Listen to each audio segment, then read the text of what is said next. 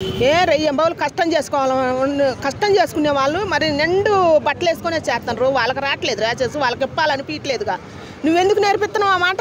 కూలి అలాగ చెయ్యి నువ్వు అదే స్లీవ్లెస్ వేసుకొని అయ్యే జబ్బలు కానొస్తాడు, తొడలు కానొస్తాడు, తిరుగు. నువ్వు అట్టనే తిరుగు. ఆడపిల్లకి ఇల్లు ఏంది? తల్లిగారింటికి ఆడ ఉన్నాను చెప్పు. తల్లిగారి ఇల్లు నీ ఇల్లు కాదా అది? అత్తగారింటికి పోయినా అత్తగారి ఇల్లు నీ ఇల్లు కాదా అది? అమ్మాయి అంటే అంతేనా? అమ్మ దయచేసి నువ్వు కడలి గారు, మీకు దయచేసి నేను చెబుతాను, నువ్వెందుకు నీ జీవితమే నిరత చెందినవో నాకైతే తెలియదు. నువ్వు మంచి మంచి కథలు కూడా రాస్తున్నావంట, మంచి బుక్కులు కూడా అందిస్తున్నావంట. అమ్మాయిల గురించి, అమ్మ గురించి, ఆడదాని కష్టం గురించి రాస్తున్నావు, బాగానే ఉంది, అంతా బాగుంది. ఇదేంటి ఆడపిల్లకు ఒక ఇల్లు ఏంది? మరి నీయాలుగా మేము అనుకుంటే నువ్వు రావుగా. ఫస్ట్ ఇప్పుడు మేము కూడా ఒక ఆడదేగా అమ్మ అదే అనుకుంటుంది, నాన్న అదే అనుకుంటాడు. అమ్మ నాన్న ఇద్దరు అనుకుంటే అసలు నువ్వు రావుగా. ఫస్ట్ నీకు ఇల్లు ఏందమ్మా? తెక్కల ప్రశ్న అది. అసలు తెక్కల ప్రశ్న. నువ్వు సమాజానికి ఏమందిస్తున్నావు? నువ్వు కథలు రాస్తున్నావు కదా. నువ్వంటే మంచిగా ఉన్నావు, మంచి ప్రదేశంలో పెట్టిండు నాన్న అమ్మ మంచి ప్రదేశంలో పెట్టాక నీకు ఆ మాటలు వచ్చింది. నీకు ఇల్లు ఏంది? ఇప్పుడు అయితే ఆడపిల్లల దేశం మీద మొత్తం అమ్మ నాన్నతో పని లేకుండా ప్రత్యేకంగా ఆడపిల్లలు ఇల్లు సంపాదించుకోవాలా? అదే మెసేజ్ ఇదమ్మా. నువ్వు మంచి మంచి కథలు రాస్తున్నావు, నువ్వు దేశానికి అదే మెసేజ్ అందిస్తున్నావు. ఆడపిల్లకి ఇల్లు ఏంది? తల్లిగారింటికి ఆడ ఉన్నాను చెప్పు. తల్లిగారి ఇల్లు నీ ఇల్లు కాదా అది? అత్తగారింటికి పోయినా అత్తగారి ఇల్లు నీ ఇల్లు కాదా అది? అది నీ ఇల్లే, ఇది నీ ఇల్లేగా. మరి ఇంక నీ వాళ్ళకి మగపిల్లలు కూడా అంటే ఇదే ప్రశ్న మగపిల్లలు కూడా లేవనెత్తురు. మరి మనకు 2 ఇల్లులు ఉన్నాయి. అమ్మగారి ఇల్లు ఉంది, అత్తగారి ఇల్లు ఉంది. మరి వాళ్ళకి ఒక్క ఇల్లే ఉంది. వాళ్ళు కూడా మాకుంది ఒక్క ఇల్లే. మరి నాన్న ఎలా దిగితే మేము ఎడిపోవాలా? మాకు ఇల్లు కావాలని వాళ్ళు అంటారు. మాకంటూ ఏది లేదు, పిల్లలు నీకే, ఆస్తులు నీకే, అన్నీ నీకే, చట్టాలు కూడా నీకే ఉన్నాయి, మాకేం లేదని వాళ్ళు కూడా సమాజానికి వచ్చి ఎగబడెట్నే చెబుతారు. ఏం సమాధానం చెబుతూ? తప్పు. ఇది మంచి పద్ధతి కాదమ్మా. నువ్వు మాత్రం మార్చుకోవాల్సింది. ఇట్టటి మెసేజ్లు ఇవ్వద్దు నువ్వు ప్రజలకు. దాని గురించి తప్పే, అది తప్పే. నీకేందంటే నీకు అంత పొదేసిన అమ్మ నాన్న బాగా ఇచ్చారు. నువ్వు రోడ్డు మీదకి రావట్లే, నువ్వు కారులో పోతున్నావు, కారులో వస్తున్నావు. నీకు కష్టం ఏంది? నువ్వు నార్మల్గా వచ్చి నార్మల్గా అమ్మాయి అలాగా రోజువారి కూలి అలాగా చెయ్యి. నువ్వు అదే స్లీవ్లెస్ వేసుకొని అయ్యే జబ్బలు కానొస్తాడు, తొడలు కానొస్తాడు, తిరుగు. నువ్వు అట్టనే తిరిగి దాని విలువేందో తెలుసుకొని అప్పుడు మాట్లాడు. ఫస్ట్ అట్ట చెప్పటం తప్పు. నీ మాటలు నేను రోజు కష్టం చేసే పిల్లలు చెడిపోతారు. ఇప్పటికే చెడిపోయారు తల్లి, నీకు తెలియదు.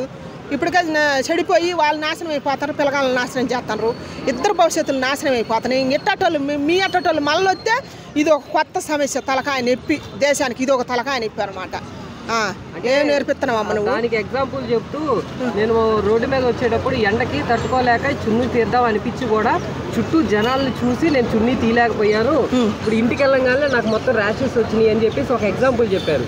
అసలు అది ఎంతవరకు కరెక్ట్ అంటారు? అది కరెక్ట్ కాదు. నీకు రోగం ఉంటే నువ్వు చూసుకో, అందరిని తీయమని చెప్పొద్దు. నువ్వు నీకు ర్యాషెస్ ఉంటే, నీకు రోగం ఉంటే రెయ్యంబావులు కష్టం చేసుకునే వాళ్ళు మరి నిండు బట్టలు వేసుకునే చేస్తున్నారు. వాళ్ళకి రావట్లేదు ర్యాషెస్, వాళ్ళకి ఇప్పాలనిపించలేదుగా.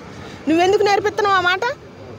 ఇప్పుడు నీకుంది ఆ సమస్య. నీకున్నప్పుడు నువ్వు చూసుకో, నువ్వు చూసుకో. నువ్వు సమాజానికి అందిస్తే నీ ఇప్పటికే చెడిపోయిన పిల్లలు ఉన్నారు. నీ మాటలు ఇంకొద్దిగా వేసుకొని వాళ్ళు ఆ కష్టానికి పోతారు. ఆ డ్రెస్సులలో చూసి ఇప్పటికే మగ పిల్లలు నాశనం అయిపోతారు. ఇంకా రెయ్యంబావులు వాళ్ళు పని చేసుకునే పని ఆ డ్రెస్సులు వేసుకొని పోతారు. వీళ్ళు పిచ్చోళ్ళు అయిపోతారు. వాళ్ళు జానాన్ని చస్తారు, వీళ్ళు చంపడానికి చంపుతారు. అయ్యే జరుగుతున్నాయి. దయచేసి అట్టాటి మెసేజ్ లీక్ అవుతాయి. నువ్వు ఇక్కడ అంటే అమ్మాయిల్ని అంటే ఆడవాళ్ళని దేవతలతో పోలుస్తూ ఉంటారు. దేవతలు ఎప్పుడు కూడా నిండుగా నగలు పెట్టుకొని, కిరీటాలు పెట్టుకొని అలా కనిపిస్తారు. ఇక్కడ వీళ్ళు వచ్చేసి ఇప్పుడు జనరేషన్ ఆడపిల్లలు వచ్చేసి అలా ఉండాలి, ఇలా ఉండాలి, స్లీవ్లెస్ వేసుకోవాలి, అది ఇది అంటున్నారు. అక్కడ దేవతలతో పోల్చిన ఆడవాళ్ళు ఇక్కడికి వచ్చేసరికి ఇలా బట్టలే తక్కువ ఉండాలని కోరుకుంటున్నారు. అంటే ఎక్కడికి పోతుంది సమాజం?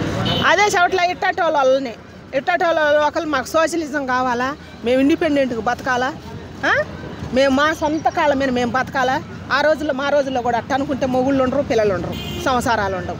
ఎవడు కాళ్ళ మీద వాడు బతికి ఇంక అసలు సృష్టికి విరుద్ధమైన మాటలు మాట్లాడుతున్నావు అమ్మ కడలి. నువ్వు ధర్మానికి విరుద్ధమైన మాటలు మాట్లాడుతున్నావు. అవి నువ్వు మాట్లాడుతుంది, అది తప్పు. అసలు అట్టాటి మాటలు అసలు నువ్వు దేశం మీకు దేవద్దు. నువ్వు కథలు రాసేదానివి కాబట్టి నువ్వు మంచి మెసేజ్లు ఇవ్వాలి. నువ్వు 100 పాటలు కూడా రాసినవంట. మంచి చదువు ఉంది నీకు, మంచి భవిష్యత్తు ఉంది. అట్టాటి మాటలు మాత్రం నువ్వు అనొద్దు చెబుతాను. దయచేసి సృష్టికి విరుద్ధమైన మాటలు మాత్రం చెప్పొద్దు. ఏమ్మా బట్టలు వేసుకున్న వాళ్ళు బాగానే పని చేసుకుంటారుగా, అవి నేర్పియాలా. ఇప్పుడున్న సమాజం పాడైపోతుంది కాబట్టి ఒకళ్ళనొకళ్ళు చంపుకుంటారు కాబట్టి నువ్వు మంచి ఏదో నేర్పి. నువ్వు నేర్చుకున్న జ్ఞానంలో కానీ నువ్వు బట్టలు వేసుకోవద్దు. నాకు ర్యాషెస్ వచ్చినాయి, నేను మా నాన్న మార్చినా, మా అమ్మను మార్చినా, మీరు కూడా మారవండి అంటే ఇప్పటికే వెనక తల్లిదండ్రులు తలకాయలు పట్టుకుంటారు.